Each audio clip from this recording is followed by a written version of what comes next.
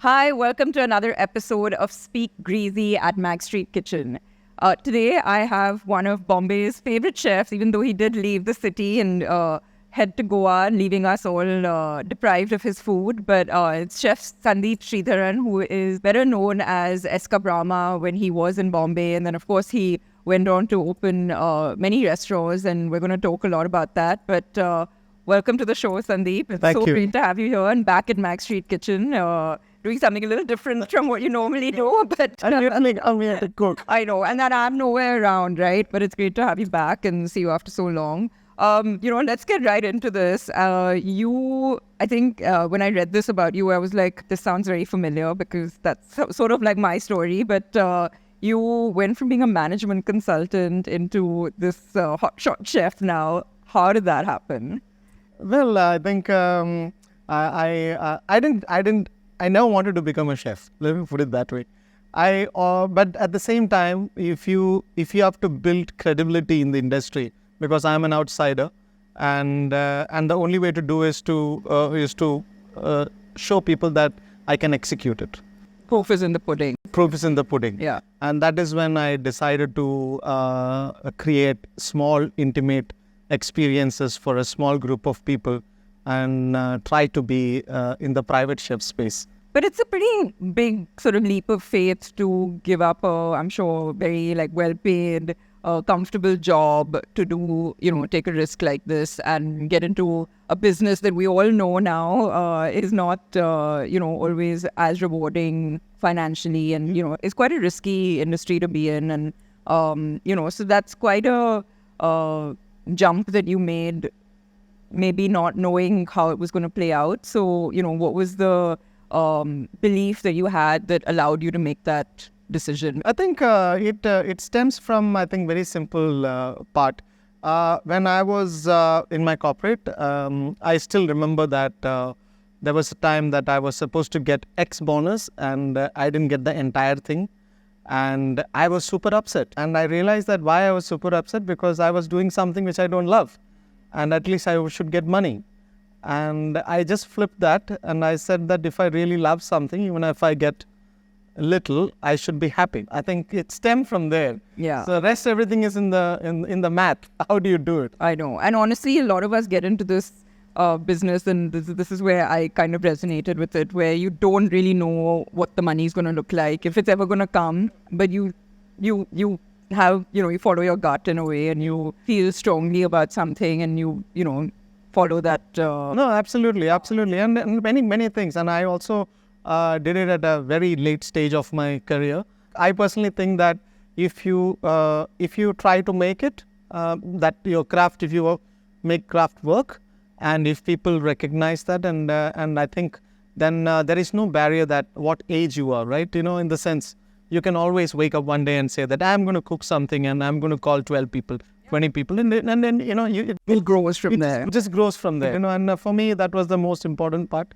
Having said that, it's been 6 years. And 6 crazy years. Crazy years is still crazy as I speak to you. Yeah. Yeah, but it's been a very... We're still smiling, so that's good. I want to pick up on something you said, which is that, you were the outsider who had to prove yourself. And I've seen actually over, especially over COVID, there are a lot of these, what you refer to as outsiders, who are basically, home chefs or people who clearly had something, in their hands and decided to, again, take a chance and, make a business out of it and go beyond just cooking for friends and family. And I feel like that dynamic has really shifted. And, I'm going to talk to you a little bit about this because you didn't have the formal sort of culinary education and you've still made a career, a very successful career out of, cooking. And seeing what's happened where so many home chefs have started businesses, like I said, do you feel like it's something that's possible for anyone to do if they really feel like they've got a skill, they've got a talent for cooking? But Gauri, I think it's a very valid question. A lot of people ask me. I think it is how much risk you can take, right? So how would you think about it? Like, how would you advise someone who's thinking about it, whether they should go to culinary school? First of all, that's a big decision that, youngsters need to take. And then there's the other route of just learning by experience, and building on something that might be an innate talent. But then there's also like financial risk, right? Like, I know that in our case, there was an amount that you put aside to say that, okay, I'm going to put this towards this project that I want to do. And if it takes off, great. If it doesn't, that's not my entire savings going down the pot. But how would you sort of advise someone who's thinking about this? Okay. First of all, I don't think I am still the right person to go the financial advice perspective. But I think I would come from getting into a career as quickly as possible. That's what I tried to do. And there were no shortcuts, to be honest, because I taught myself for many, many years. And I still remember 2012, I went and saw a property in Bandra for a restaurant. And that time I did some math and I said, no, it's not happening. And because I don't know who the chef is going to be, I don't know whether I'm going to get control over it. So I started, and I quit in 2015. Right. So you'd started thinking I about started it. thinking about it much before. I started thinking about, I know that I was earning a fat salary. And I'm like thinking that how am I going to sustain this? So I can tell you what I did. Yeah. Right. At that time when I quit, I called up all my friends and I said, you know what, if you want me to cook more, then you will have to pay me. Right. And everybody laughed. And there is one person who called me and he... How much? How much? And I said, 4,500. And he said, are you crazy? And the chefs don't even charge 2,500, 3,000. I said, that's what I charge. And he said, no, I want it for 3,500. I said, okay, it's my first dinner. So I started charging people 3,500 for my first dinner. Wow. So for me, that is taking risk at that level. And if I fail, I might as well fail at the top. Then my next dinner, I charge 4,000 and 4,500. After that, I've never come down below 4,500. So I think, did I fail? Yes, I failed a couple of times miserably. I can talk to in length. We have a lot of war stories to share, to exchange. But I think one of the dinners I did, it was one of the biggest dinners, and I thought my career is finished. But there are 3 people who came and gave me the card, and they said, we like the way you approach food, and I want to call you sometime for a dinner. And one of them was, I can tell you off the record, please don't record. Why? Please tell us so that he gets full credit for... It was Harsh Goenka. You know what? I knew you were going to say that, and I have to tell you, he has done this for so many, up-and-coming chefs and budding chefs, and he's really one of those, patrons of food and good food and spotting talent. So, kudos to him. I was quite humbled when he said that. And then I did for him. And of course, I did a great job for him. And then I've done many, many dinners for him. So, of course, it's word of mouth, these kind of dinners. And yeah, that's what I did. Yeah. So for me, it was like I have to earn enough to sustain myself. And of course, you don't earn as much as when you were working. But yeah, Start somewhere. you have to start somewhere. So that's how I start. And you started from your home kitchen. And Yes, I used to prep from my home. Yeah. But I used to not do delivery. Like, for example, I did Kerala food even that time. But the problem is, even today, you see Kerala food is considered to be a low value food. I think it's having its moment now, honestly. I'm telling you, you can open your Swiggy today and you have many, many restaurants around the town side. They are all charging things which are much, much lower. But if you really go and see the price of the good seafood, the price of the good meat, and if someone has to give that, you definitely know that you cannot. No, I mean, that applies to anything. I think any cuisine where, if you're not going to skimp on ingredients and use the best quality, it comes at a price. But let's talk a little bit about your cooking style now. I know you sort of have labeled it as coastal redefined when you started out, and it's sort of evolved from there for sure. What does that really mean? So I think I try to kind of go through cooking styles of many chefs around the world, and I also ate. I was so lucky that I used to travel a lot during my consulting days. I used to go to Bangkok very often for work, and people used to laugh. They say, "You're going to Bangkok for work?" And of course, I ate at Gagan's, and I realized that my style is not going to be molecular for sure, because I didn't like. Maybe it's a great thing to do, but then I learned what's molecular and how it is done. At the end of the day, it's all science behind it, and why you want to do it is the question. You want to do it to make it look beautiful, or make it look very artisty, or you want to, like, for example, let's say you talk about foam, right? A foam is a great thing if you do with the lime. So you can put a foam so that it doesn't go on to the other sauce if you want to just to be on the fish. And so that when you think about how people are going to eat, you want to get the lime, but the lime you don't want to get into the other sauce. You don't want to mix it with something. Absolutely. So I would use a technique there. Let me put it that way.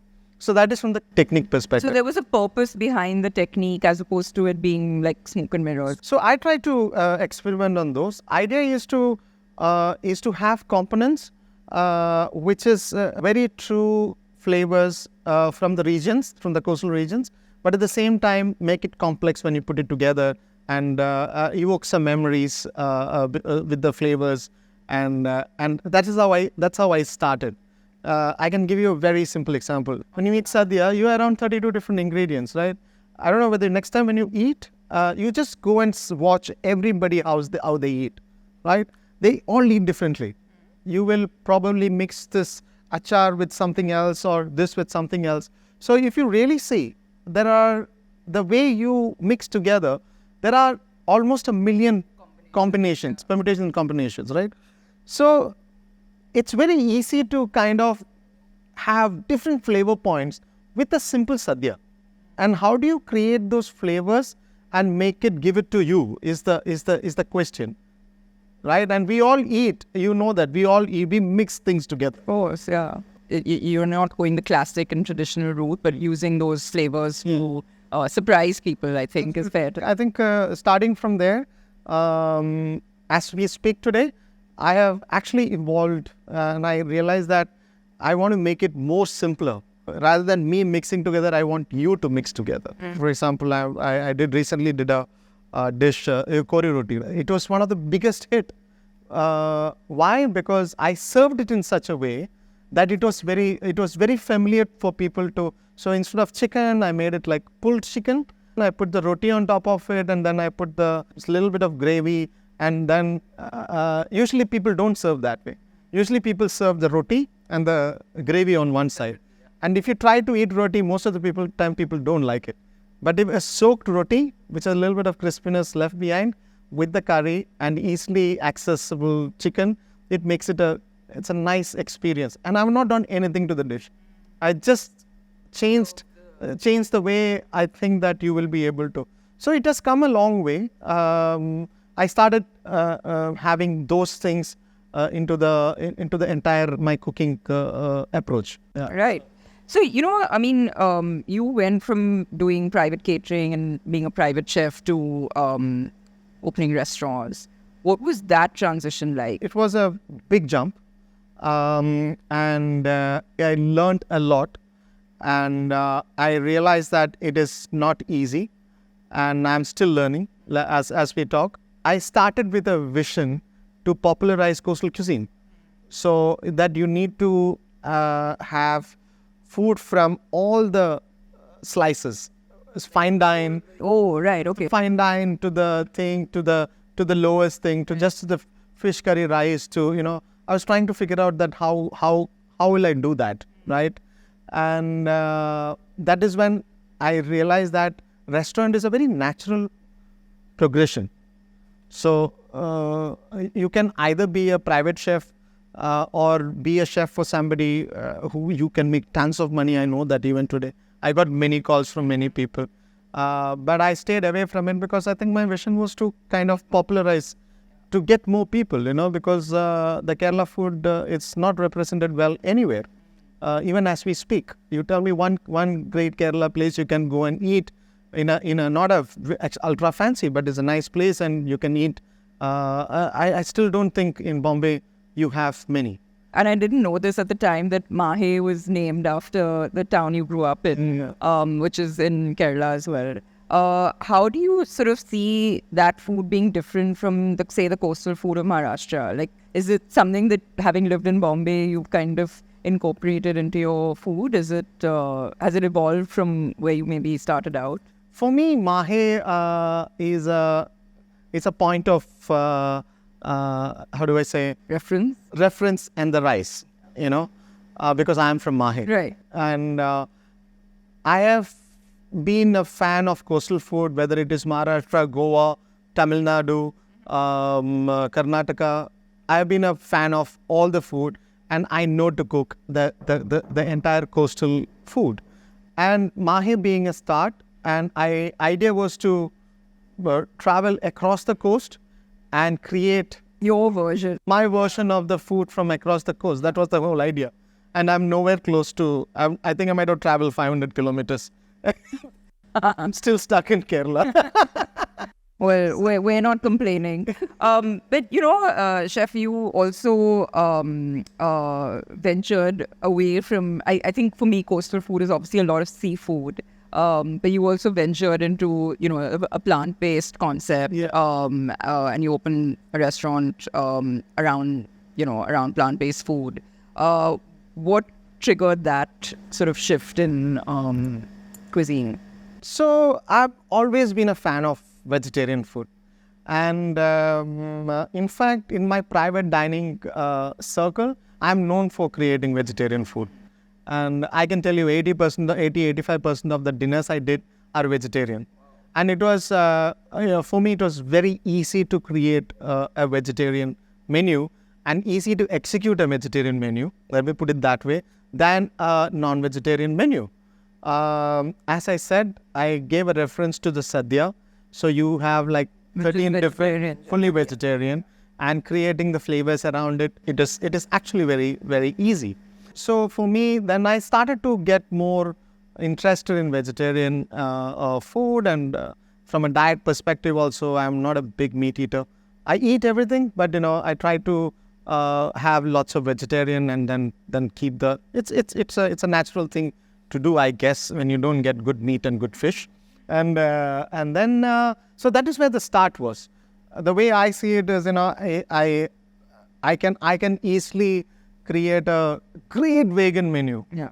And well, you've done it here at Mac Street Kitchen. Yeah, I'm just saying, but I'm saying so. I sat down for it very reluctantly, being the carnivore that I am, and so did my husband, who's like even bigger carnivore than me, and both of us left very satisfied and happy with our meal, which I didn't know if how we would feel about it. But just speaking about vegan and plant-based, I've obviously in the last year or two seen a lot happening in this space, with especially plant-based meats coming into the fore. Is that something that you ever dabbled with, and what do you think the future of that sort of product looks like, in at least for the Indian palate? It's very, I would put it in a much simpler way, right? I think when we eat our food, I think the basic idea of eating healthy food is to stay away from processed food.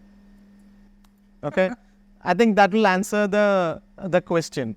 So the more processed it is, you are doing something to it. I have to say I agree with you. Then there is no question after that, yeah. Right? And also, I think why do you want to mimic a meat? Either eat the meat or then eat the vegetable. I think it works probably again in an Asian country where you don't get vegetarian, and people want to turn vegetarian, and they have an option to have something. Yeah, or in a country where the meat consumption is so ridiculously high that it's almost like borderline unhealthy. Unhealthy, yeah. Temper that down, and this sort of helps you do that. And would you pay $900 for a vegetarian patty? No. For many reasons. Many reasons, yeah. But yeah, no, fair enough. I think, I think we definitely think the same way. So, Chef, you spent the last few years in Goa. Let's talk a little bit about what's happening there. It's crazy. Sitting here in Bombay and just hearing about like every week new restaurants opening. I believe last season there were some 70 new restaurants that opened. What's going on? I have no idea. But I think there's a lot of positive aspect. And I'll tell you, the positive aspect is Goa has a huge potential to be a mecca for a culinary mecca. But how do we get there is the question, right? Whether now we definitely have an oversupply. And my fear is because of this, people who have deep pockets will be able to sustain, and not necessarily they have the best food.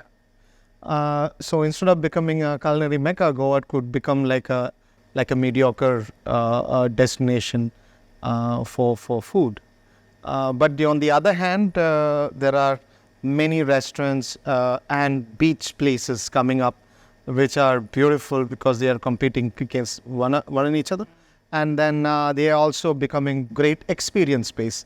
And I think for people to come there, you can just go there and have a beer, even though it is expensive or it doesn't matter. You can go and have a beer, and It's a great vibe. It's a great vibe, and sit there. And so I think, and other than that, I think Goa is up for a great correction, So let me put it that way. Well, like leaving our sort of cynicism aside for a bit, as someone who's been there for a few years now, what would be your, what are some of your favorites as a local that you could recommend to visitors like us heading there? The hidden gems.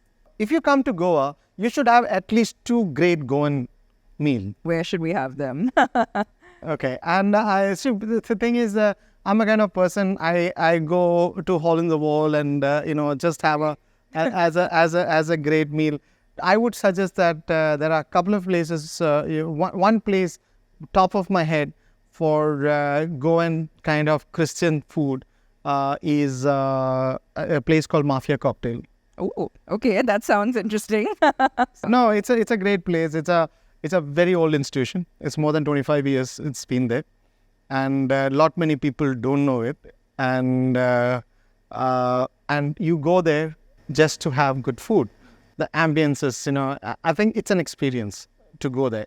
That is one. No, but tell us some of your favorite local haunts. I think if you want to have a good local Goan bar vibe, you have to go to a place called Pablo's, which is great, and it's always buzzing.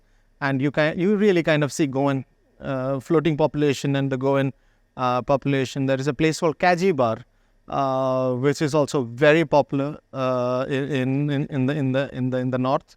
There are many new places, but I don't think that I have eaten in a new place in its full potential, because most of the places are very few guests. So when you go there, out of 10 things, 5 things doesn't hit the mark. When the restaurant is not busy, the food suffers. So that's why I don't want to name many things here. So, Chef, you've cooked for us and with us at Mac Street Kitchen. How would you describe this space to someone who's never been, to a chef who's never been? Okay, so you know it. I think if you. I think you have the very unique place in the whole of Bombay, and I don't know any other place where you can have this experience to have a dine-in space as well as a kitchen, and of course you get spoiled if you cook in this kitchen because you have everything here. I wouldn't know anything about that, seeing as I don't cook. Every time there is an enquiry, I will say, Gauri, do you have the space for me? But it's always been there. I've always recommended to all the weddings I do. This is my first choice. Yeah, well, we hope that you'll keep coming back and cooking lots more for us. Yes, absolutely. But, I'm going to switch now to a little sort of fun, rapid fire and pick your brains. You have to say the first thing that comes to your mind. Okay. Mumbai or Goa? Which city has the better food today? Mumbai. Restaurant awards, yay or nay? Nay. Your favorite food city in the world so far, even if you've yet to travel? New York. Yeah, that's a fair pick. And a bucket list restaurant that you're yet to go to? Pujol. I want to go to Pujol. Pujol, Central. Then what I also want to do is to go and eat at a lot of one-star restaurants in Europe. Across, I cannot name all the restaurants. There are a few in Switzerland. So yeah, I think that is what I would do. Interesting. It's interesting that you say that. Someone asked me recently if I think fine dining is dead. It's great to hear that you that's what you want to kind of you're looking forward to trying out. Because I don't think fine dining is dead. I think fine dining is getting redefined. So if you see Ledu in Bangkok, Ledu is not some path-breaking molecular in anything. It's simple food. So I think fine dining is also getting redefined. So I would rather catch when things are right. Makes sense. Well, chef, listen, all the best. Thank you. Whatever is coming, and we love your food, and thank you so much for quitting your job and getting into the culinary world. So, Thank you. Yeah. Thank you, Gauri.